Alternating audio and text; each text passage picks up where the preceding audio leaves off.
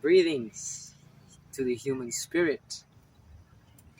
Today, the theme I wish to talk upon is psychology and investment.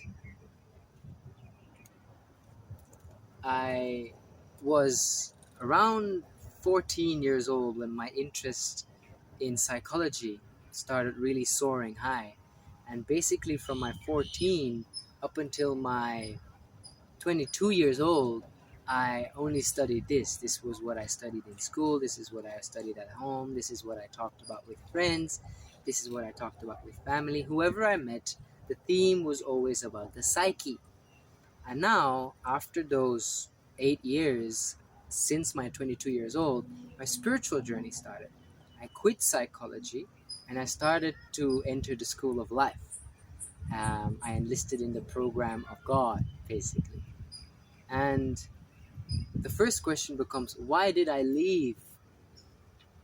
Why did I leave psychology? Why did I stop studying it? I didn't get my college degree. I did get my high school degree, but I didn't get my college degree. It's because, as we might understand, when I was, 20 years old, not 22, COVID struck. And what I suddenly saw with everybody masking their faces was I understood that psychology is not here to set us free. Psychology is here to attempt to make us fit in. Everybody that was studying with me in psychology school, they had their own stuff to deal with. They had their own traumas, they had their own difficult life, and everybody just studied it, trying to discover a whole place in their own heart. And the hypocrisy, actually, the paradox is that it is those people studying psychology who then become the psychologists who start telling other people how to heal their wounds, even though the very fact that they started studying it was because they felt wounded inside. And so this was very much shown to me during the COVID crisis, because everybody started masking up, and we had learned in school about how humans are always following the herd when they are not grounded and when they are not confident in who they are truly. And so this is me really speaking upon the value, or rather the lack of worth, that psychologists have to offer to us humans. Because ever since I started the spiritual path, when I was around 22 years old, the more deeper you get into consciousness and into meditation, you start understanding it, that it is the psyche that is creating the suffering. We look at teachers like the Buddha, and they tell us that suffering is self-induced. And so imagine ourselves going to the psychologists and having a conversation about our issues. And here comes the second word, investing money in going every week or every month, talking about our problems, talking about our issues, the things that weigh heavy in our lives. But the weird part becomes that when you ask any investor, any financially sound mind, are you willing to invest in something that next year from now you will still be investing in, even though nothing has improved? Of course the answer will be no. But when humans go to the psychologist, it will almost be as if they want to pay to the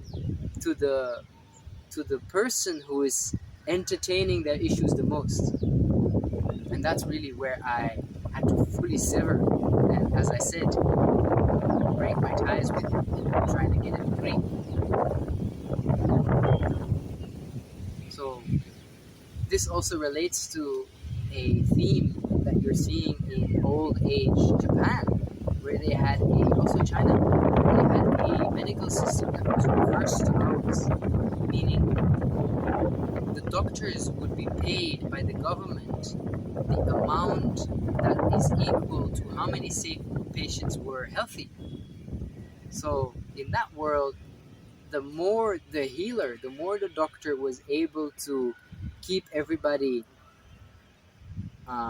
disease-free, the more wealthy he would become, or she. And the more that she would fail to treat patients, the lower her income would be.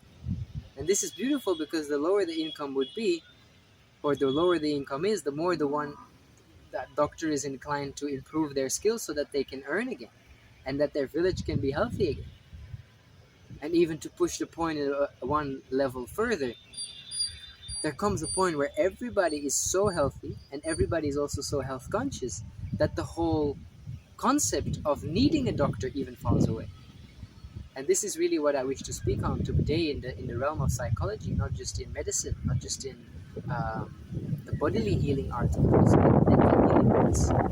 That if we start entertaining not only as psychologists but also as clientele, if we start entertaining the idea that we are only willing to pay the things that actually give us a remedy, then the ones that are fooling us and keeping us in this game of suffering, every month having to dig out all the past stories, all the suffering, the trauma, the people we don't like, the people who hurt us, it's a very heavy toll to carry and talk about every month.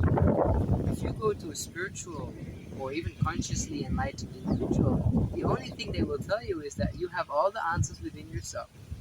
You are fully able to heal yourself because you are already whole, and more importantly, even the story you are telling yourself, the story of suffering, is imagined. It is all happening in your head, and the moment that you can see this story as an imagination illusion, the suffering ends. And from there on, you are free, experiencing peace for eternity. Now imagine paying for that. Imagine going to someone who is telling you this. Then maybe you are paying twice the amount that you're paying to the psychologists. But in this example, you will only visit this individual once, because a second visit would not be needed, because you are so empowered, you are so whole, you are so inspired to return to your heart space rather than listen to the stories in your head that are not even yours, that you don't need to come a second time, that you don't need to invest a second time, and a third, and a fourth, and a 50th, and 100th.